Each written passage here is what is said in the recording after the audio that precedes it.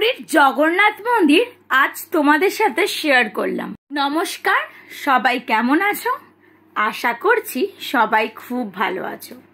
নতুন একটা ব্লগের সঙ্গে সবাইকে স্বাগত জানাচ্ছি। এখন কিন্তু বাজে হচ্ছে সকাল 5:30। আমরা মন্দিরে পৌঁছে গিয়েছিলাম আর অনেকটা অন্ধকার অন্ধকার ছিল। অনেকটা সকালবেলা কিন্তু ঘুম থেকে উঠতে হয়েছে, তার কারণ এই ব্লগটা জানি না তোমাদের সাথে কবে শেয়ার করতে পারবো। যেই দিনটিতে আমরা পুজো দিয়েছিলাম সেই দিনটি ছিল জন্মাষ্টমী, তো প্রচুর ভিড় কিন্তু হবে। তার জন্য কিন্তু আমরা সকাল সকালে চলে গেছিলাম জগন্নাথ দর্শনে, যাতে ভিড়টা কমে কমে পুজোটা দিয়ে দিতে পারি আর জগন্নাথের দর্শন কিন্তু সুন্দরভাবে করে নিতে পারবো। এখানে দেখো, এখানে কিন্তু আমরা ফোন অথবা ব্যাগ যা যা ছিল সব কিন্তু জমা দিয়ে আমরা ভেতরে চলে যাব। এর জন্য কিন্তু তোমাদের একটু ভিডিওটা শেয়ার করলাম। তো এই যে পুজোটা কিন্তু খুব সুন্দর করে দিয়েছি আর দর্শনটা খুব সুন্দরভাবে কিন্তু করা হয়ে গেছিল। যেহেতু অনেকটা সকালে গিয়েছিলাম ওর জন্য অসুবিধে হয় নাই। এখন কিন্তু প্রচুর ভিড় দেখতে পাচ্ছ, তোমরা খেয়াল করে দেখো, অনেক ভিড় হয়ে গেছে। সবাই কিন্তু জন্মাষ্টমীতে পুজো দেওয়ার জন্য এসছিল। যেহেতু মন্দিরের ভেতরে ক্যামেরা বা কোনো কিছু অ্যালাউ ছিল না, যার জন্য কিছুই কিন্তু তোমাদের সাথে শেয়ার করতে পারলাম না। তো যেটুকু শেয়ার করতে পারলাম সেটুকুই দেখালাম। আমরা কিন্তু তারপরে ফ্রেশ হয়ে কিন্তু চলে এসেছিলাম আমি আর কথা সমুদ্রে। তার কারণ হচ্ছে আমি স্নান করবো আর কথাকে স্নান করাবো না, সেটা তো হবে না। কথাকে কিন্তু স্নান করিয়ে খাওয়া দাওয়া করে একটা লম্বা ঘুম দিয়ে আমরা কিন্তু বিকেলবেলা বেরিয়ে পড়েছিলাম। তো দেখো সন্ধে হয়ে গেছিল, তারপরে দেখো এখানে রঙ্গোলি আঁকছিল, এত সুন্দর হাতের মানে কাজটা খুব সুন্দর ছিল। দেখো আমরা কিন্তু আজকে ট্রেনে চাপবো, তার মানে আমরা বাড়ি ফিরতে চলেছি।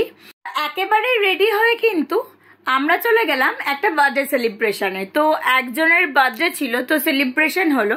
তারপরে কিন্তু ওখান থেকে একবার সমুদ্রে চলে গিয়েছিলাম, তার কারণ সমুদ্রকে টাটা করলাম আর মনে মনে এটাই বললাম সবাই যেন সুস্থ থাকে আর পরের বছর যেন তোমার কাছে সব পরিবারে মিলে যেন আসতে পারি, এটা বলেই কিন্তু আমি আসলাম। আর দেখো এই যে আমাদের হোটেলটা একবার দেখিয়ে দিলাম তোমাদের, আর আমাদের হোটেলের নাম ছিল কিন্তু বাবু মশাই।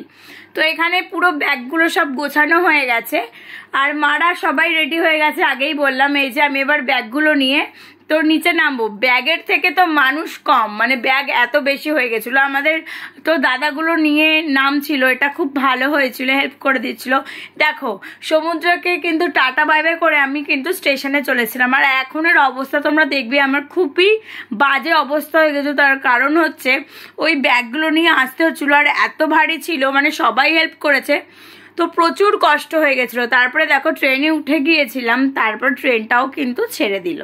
ট্রেনটা যখন ছাড়লো তখন খুবই আনন্দ হচ্ছিল, তার কারণ হচ্ছে আমি বাড়ি ফিরবো বলে এত মজা হচ্ছিল যে কবে বাড়ি ফিরবো কবে বাড়ি ফিরবো, এটাই কিন্তু আমি মনে মনে ভাবছিলাম আর আমার খুবই আনন্দ হচ্ছিল সত্যি বলতে। জন্মাষ্টমী তোমাদের কিরকম কাটলো, কতটা মজা করলে, কোথায় কোথায় ঘুরতে গেলে আমাকে কিন্তু অবশ্যই কমেন্ট করে বলতে ভুলবে না। তো জানি অনেকটাই লেট হয়ে গেছে, তাও যদি তোমরা আমার এই কমেন্টের আনসার দাও আমার কিন্তু খুব ভালোই লাগবে। তো আজকের ব্লগটা কেমন লাগলো সেটা কিন্তু অবশ্যই বলবে। ভালো লাগলে কিন্তু লাইক কমেন্ট শেয়ার করতে একদম যেন ভুল না হয়।